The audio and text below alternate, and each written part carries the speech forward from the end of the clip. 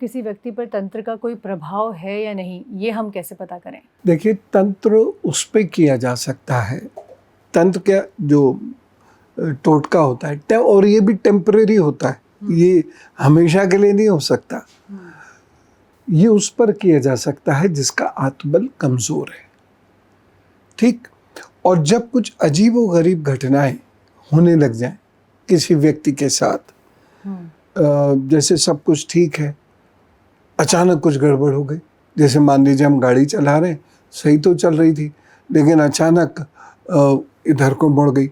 ये उदाहरण के तौर पे मैं कह रहा हूँ, हमने तो नहीं मोड़ी, मुड़ गई। तो इस प्रकार की जब कुछ घटनाएं हों, और इसका एक और जांचने का पहलू बताता हूँ। हम अपने नाखून देखें, अगर हमारे नाखून सडनली काले पड़ने लगे, ये बीमारी का संकेत भी है, और इसके लिए हमें डर्मेटोलॉजिस्ट से मिलना चाहिए या लिवर स्पेशलिस्ट से मिलना चाहिए। लेकिन अचानक हमारे नाखून यदि काले पड़ने लग गए हैं या बहुत डार्क ब्लू होने लग गए, पर्पल होने लग गए हैं, तो भी हमारे ऊपर ये प्रभाव हो सकता है, या नज़र आदि दोष हो सकता है। और इसके साथ साथ दो बातें और मैं कहना चाहूँगा कि यदि किसी व्यक्ति का राहु बहुत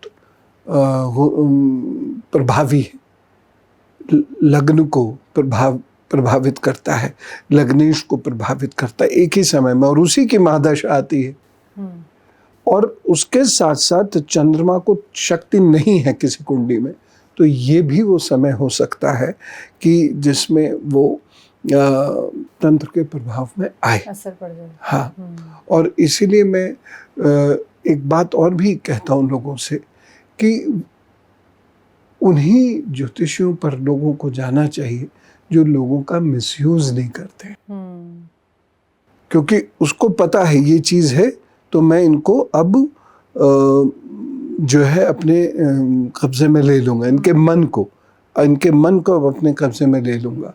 और ऐसे बहुत सारे तांत्रिक लोग भी करते हैं, सो कॉल्ड तांत्रिक, असल तांत्रिक नहीं। तो ये ध्यान रखें। दूसरी चीज़, किसी भी व्यक्ति का शनि चंद्र जब बहुत करीबी अंशों पर होता है, विषयोग बनाता है, और उस पर यदि अचानक कहीं राहु की दृष्टि पड़ जाए तो भी व्यक्ति को समस्याएं होंगी। और तीसरा कॉम्बिनेशन है जब केतु और चंद्रमा बहुत करीब आ जाएं और शनि से दृष्ट हो जाए, है ना, राहु की तो दृष्टि रहेगी, शनि से और वो दृष्ट हो जाए, तो भी ये वो समय होता है जब व्यक्ति कुछ नेगेटिव एनर्जी, मैं उसे एग्जैक्टली तंत्र नहीं कह रहा हूँ, व्यक्ति नेगेटिव एनर्जी के कब्जे में आ जाता है।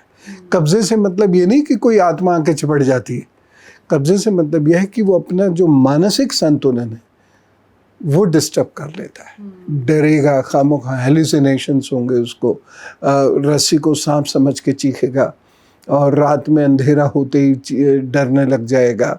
इस प्रकार की कोई ना कोई उसको प्रॉब्लम या फोबियाज होने शुरू हो जाए। तो इसके गुरुजी उपाय भी बता दीजिए। बहुत सरल है। पहली बात तो भगवान पे भरोसा रखें, क्योंकि अहित हित दोनों प्रभु ही कर सकते हैं और कोई नहीं कर सकता। बाकी जो कहते हैं वो झूठ बोलते हैं। बस एक काम ये होता है कि कुछ विद्याएं हैं जो दैवीय विद्याएं हैं, जिसमें आयुर्वेद भी आता है, तो वो दैवीय विद्याएं मनुष्य को उसी प्रकृति से मिली हैं, उसी प्रभु से मिली हैं, तो उनके प्रयोग से वो चीज़ें ठीक हो सकती हैं। तो दैवीय विद्याएं में आयुर्वेद है, तो दैवीय विद्याओं में ज्योतिष भी है ना। तो इस प्रकार से, या सत्संग सुनना शुरू करें, बृहस्पति मजबूत होता है सत्संग में बैठने मात्र से। ज़रूरी नहीं आप सत्संग में ये सोच के जाएं भगवान मिलेगा, या ये सोच के जाएं कि शनि का दोष हट जाएगा। सत्संग में आप बैठना शुरू कर दें तो उससे आपका जो मानसिक बल है, क्योंकि बृहस्पति अच्छा होने लगेगा तो मानसिक बल अच्छा होने लगेगा, आप नेक इंसान बनने लगेंगे, आत्मबल आपका उठने लग जाएगा। तो ये लाभ होता है। तो सत्संग करें, और नहीं तो अपने ईश्वर का नाम जपना शुरू कर दें।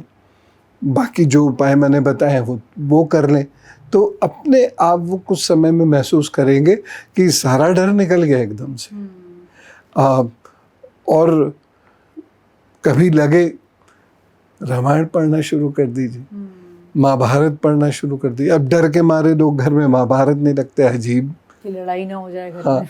गीता महाभारत का पाठ है, गीता रख लेंगे लेकिन महाभारत नहीं रखेंगे। महाभारत और लड़ाई का कोई दूर दूर तक वो नहीं। महाभारत के एक पर्व में, केवल एक पर्व में युद्ध का वर्णन है, और उससे धारणा लोगों ने ये बना ली, या उनकी धारणा ये बना दी गई कि जिस घर में महाभारत होती है उस घर में महाभारत रखी होती है, जिस घर में महाभारत रखी होती है उस घर में महाभारत होती हो है। जाती है। क्या बिना महाभारत रखे महाभारत नहीं होती है? वैसे भी होती रहती है। वैसे ही होती है। महाभारत तो बड़े रेयर केस में मिलेगी, लेकिन महाभारत वैसे लड़ाई होती हुई तो आपको घर घर में मिलेगी। तो महाभारत में जीवन जीने का तरीका बताया है, राज्य कैसे चलाते हैं इसका तरीका बताया है। तो महाभारत तो सबको घर में रख के जरूर पढ़नी चाहिए। जीवन में एक बार महाभारत अवश्य पढ़नी चाहिए। एक बार सीख देती है बल्कि। जी, इतना कुछ सिखाएगी, इतना कुछ सिखाएगी। शुद्ध कैसे होते हैं ये तक सिखाती है महाभारत। और जीवन में एक बार रामायण अवश्य पढ़नी चाहिए।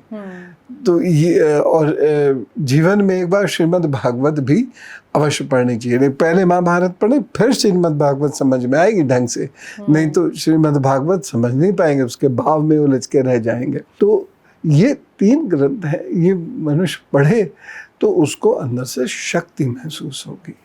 तो नाम जपे, गुरु मंत्र जपे या कोई अन्य मंत्र जपे और सत्संग करे। तो और जी गुरुजी, मैं ये भी जानना चाहती हूँ कि इससे एक ऑरा को जो कहते हैं लोग प्रोटेक्ट करना, वो भी आपको एक प्रोटेक्शन मिलता है इन सब से? हमारे ये ऑरा है, ठीक है। ये जितना पॉजिटिव होता जाएगा उतना ही जो नेगेटिव इन्फ्लुएंस है जो आ रहा है, जैसे ये हाथ है, ये मेरा ऑरा है जो पॉजिटिव, तो जो नेगेटिव इन्फ्लुएंस आएगा एनर्जी रूप में ही आएगा बेसिकली, तो वो यहाँ के रुक जाएगा, आगे बढ़ ही नहीं पाएगा, यहीं आके रुक जाएगा। मुझे इसे यही रोकना है। और ये जब भीतर से मेरे जो पावर हाउस है ना, मेरा जो अपना माइटोकॉन्ड्रिया है, वो जब डेवलप होना शुरू होगा तो मेरा ऑरा बढ़ जाएगा, ये यही रुक जाएगा, आगे बढ़ ही नहीं सकता। तो नेगेटिव ऑरा तो आते रहते हैं, नेगेटिव एनर्जी आती रहती है, हर क्षण आती रहती है। मेरा ऑरा यदि मजबूत है तो वो मुझे बेध नहीं सकती, मेरे तक पहुंच नहीं सकती।